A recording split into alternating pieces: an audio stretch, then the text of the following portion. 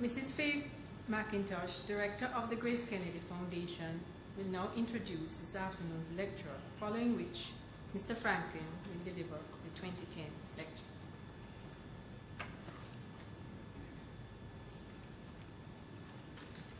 Ladies and gentlemen, this evening's lecturer has distinguished himself in several important areas of national life.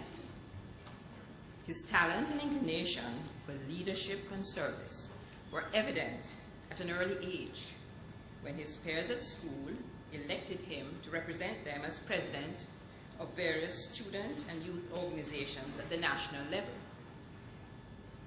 This trend continued at the University of the West Indies, where he was the only Jamaican to have been elected president of the Guild of Undergraduates at both the Mona and Cave Hill campuses.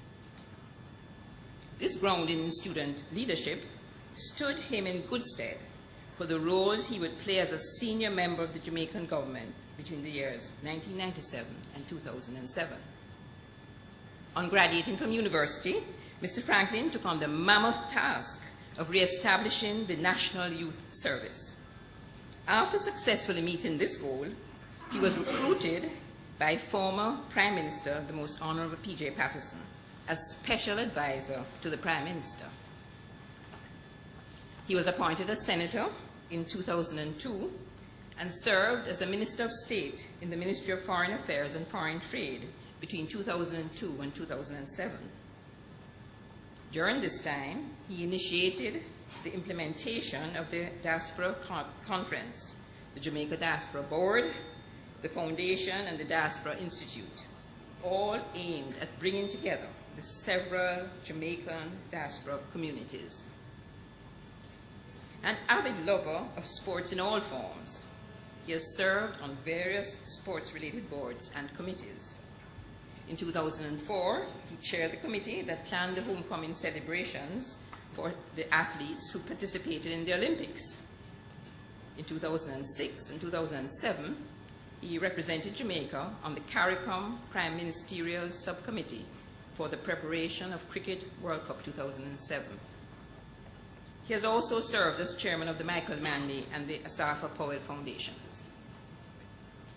He now focuses his attention on his dual career of law and publishing. He's a founding member of the law firm Wilson, Franklyn, Barnes, practicing almost all areas of law, including entertainment and sports law. He's also making a name for himself in the field of publishing, with such titles as The Right Move, Corporate Leadership in Jamaica, Michael Manley, The Politics of Equality, and We Want Justice, Jamaica and the Caribbean Court of Justice. His most recent publication, Sprinting into History, Jamaica and the 2008 Olympic Games, was excellent preparation for the task of putting together this lecture. The Grace Kennedy Foundation decided to focus on sports for the 2010 lecture in honor of the 100th anniversary of the Boys and Girls Athletic Championships. We sought to find, as our lecturer, an individual who understood the national priorities, who had a good knowledge of the broad range of sports, and who would be able to combine this knowledge in the preparation of a comprehensive and analytical, thought-provoking, but concise and interesting presentation. That individual this evening is our lecturer. Ladies and gentlemen, please help me welcome Mr. Delano Franklyn.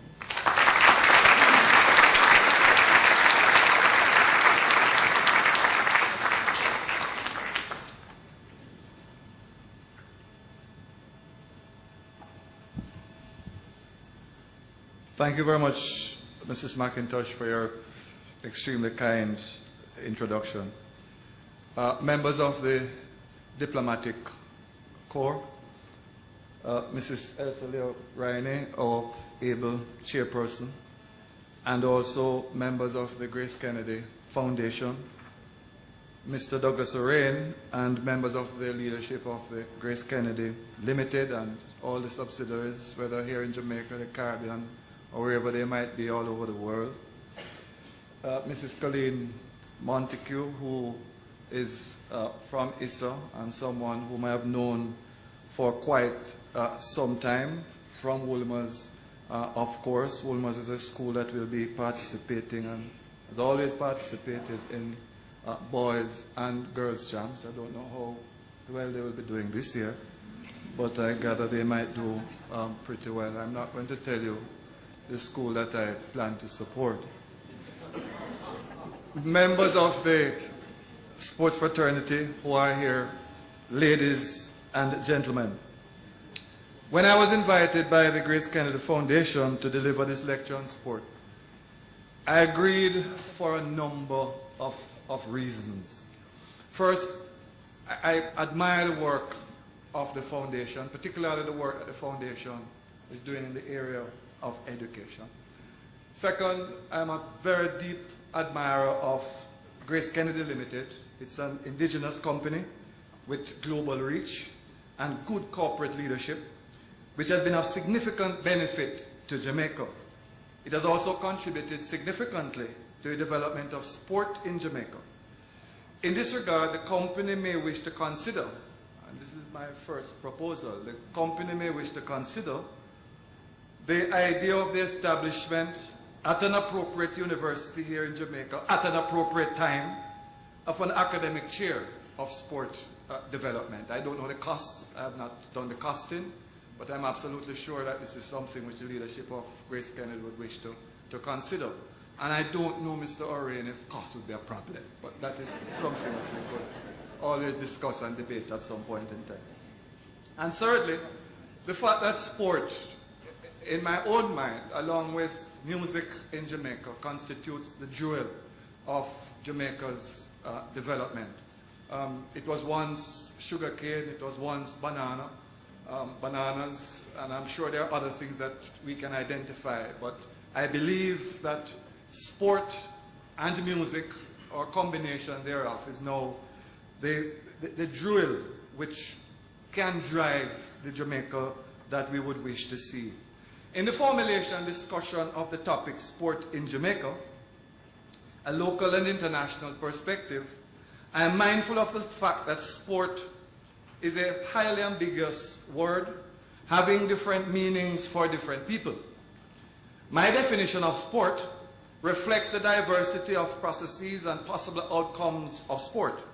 I define sport, therefore, to mean, and I quote, all forms of physical activity which, through casually organized participation, aim at expressing or improving physical fitness and mental well-being, forming relationships or obtaining results in competition at all levels.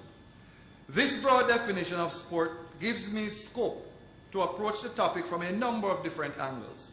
In this context, I am going to be looking at sport from a competitive perspective, focusing on football, cricket, netball, and track and field, as a social institution, focusing on education and crime, and also from a nation-building and economic perspective.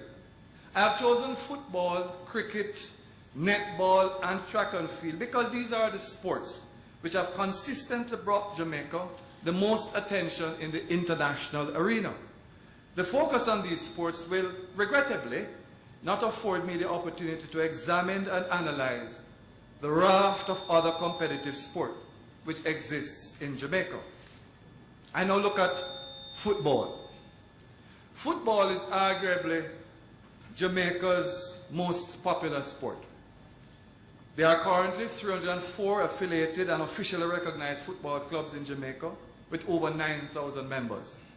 Jamaica reached its zenith in football when it qualified for the World Cup finals in France in 1998. As is the situation with most sport in Jamaica, funding for the growth and development of football is derived primarily from the public and the private sectors. Public sector funding goes mainly towards the maintenance of the national teams and staff. Private sector funds are also used to supplement the national teams, but it is through the parish associations and the clubs that most of the private sector financing is channeled. The ability of the clubs or the associations to attract private sector funding is heavily dependent on the managerial capacity of each entity, as well as the level of transparency and accountability demonstrated by these entities in how sponsorship funds are utilized. While some clubs and associations are able to convince sponsors that they are getting value for their money, other clubs and associations need to strengthen their level of transparency and accountability in the utilization of sponsorship funds. One of the most critical elements, ladies and gentlemen, for grading the quality of the players and teams in Jamaica is that of the capabilities of the coaches to whom they are exposed.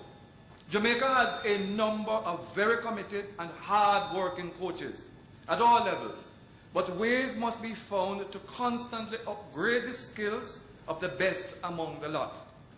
While I recognize the fact that courses for coaches have been undertaken at the JFF UTech Coaching School, every effort must be made to have the best of our coaches constantly exposed to higher-level coaching sessions at the international level. Our teams will only become better if our coaches can be ranked with the best in the world.